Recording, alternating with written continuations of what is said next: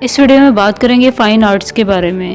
اس سے مراد وہ خوبصورت اور بامعنی تخلیقات جو انسان اپنے ہنر، فن اور تخیل کو استعمال کرتے ہوئے تخلیق کرتا ہے۔ اس میں جذبات، احساسات، خواب، تمنائیں، دکھ، سکھ، تعلق، کرب، حوصلہ، جدوجہد، مزاحمت، عزم سب کی بات کی جاتی ہے۔ آج کل اگر دیکھا جائے تو ملک میں تعلیم تو عام ہے، لیکن لوگوں کی اکثریت ذہنی آسودگی کا شکار ہے۔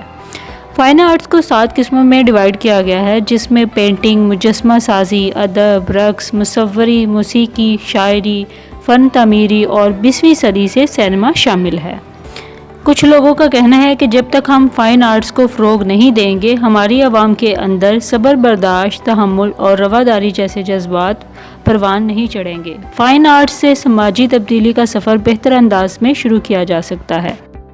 فائن آرٹس انسان کے لیے صرف لطف، فرصت کا ہی ذریعہ نہیں، بلکہ یہ انسانی شخصیت اور سماج میں بہت سی مثبت تبدیلیوں کا بھی پیش خیمہ ہے۔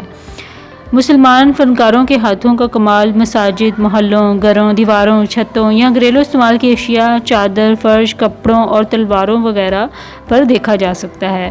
خطاطی اور نقش نگاری کے سب سے عمدہ نمونے قرآن شریف اور مسجدوں میں دیکھنے کو ملتے ہیں، تو یہ سب فائن آرٹس کی بدولت ہی ممکن ہوا ہے۔ I hope so آپ کو فائن آرٹس کا کنسیپٹ کلیئر ہو گیا ہوگا۔ For more informative and latest video, kindly subscribe my channel.